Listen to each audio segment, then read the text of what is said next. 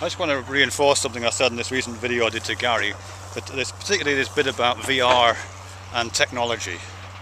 See, I'm really not interested in using, either literally using technology or just using the ideas that technology suggests.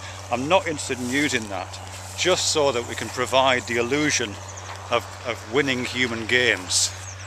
You know what I mean? I mean, the problem that Gary's talked about, I've talked about, other people talk about, are problems inherent in you know, what it is to be an embodied consciousness, what it is to have thousands and hundreds of thousands and millions of years of history coming out of a fight, you know, a struggle for survival, wars, interspecies conflict. You know, that whole Malthusian nightmare really is at least one of the contributing factors to where we are today. And before anybody says it, of course, I know there's positives, I know we can talk about those. You know, but you know, one of the problems for me emerges out of that history. That's the original sin that we are trying to expunge, I think.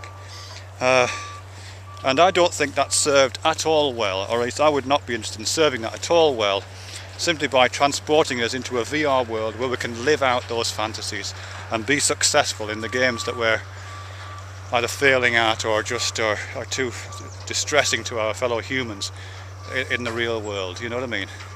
I think because we can already do that. I mean, we have video games, you know, and we have movies, and they take us out of life. They do escape us from this for a couple of hours, you know. We can already do that. I wouldn't want to live there because it's just the human game continued into the land of silicon, isn't it? That's all it is. You know, if we're going to use technology at all, or as I say, the ideas of technology, I would be wanting to deconstruct what it is to be a human being, full stop. I would want to rewrite the game, you know, because I think the game we're in right now is what in chess is called a Zugzwang. Zugzwang is the terminal point in a game of chess where you make a move such that your opponent is forced to move. You know, they have to move, but any move they make puts them in a checkmate position. So it's a terminal game. You know what I mean? That's and just exporting that game onto the holodeck isn't changing the game at all. I would want to rewrite the rules. I would want to just change everything, really, break the machinery. I want to get Luddite about the human race in that sense. I mean, the slight problem I have with all of that is a kind of nihilist tendency, which I guess I have, and perhaps other people have too, which is this what I regard as a failure of imagination on my part, to imagine an alternative. You know, because I can imagine this world as it is, and I can imagine this world in ways which are perhaps slightly more convenient for everybody concerned, and I can make value judgments about those, but I'm the one making the value judgments. You know, the value judgments are coming out of the game that's being played right now. You know what I mean? I'm evaluating that. And when it comes to that, so I find myself thinking, okay, so the world could be better, so what?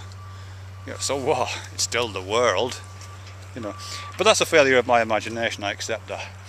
So, you know, I would want to change the game, if for no other reason than to find out whether there is a point, and by that I don't mean any kind of theological or metaphysical point, but just something to do that's different, that doesn't stall out in that Zugzwang of wherever you move, whether it's a good world or a bad world, it's still the world. Yeah, don't know if that makes any sense, maybe.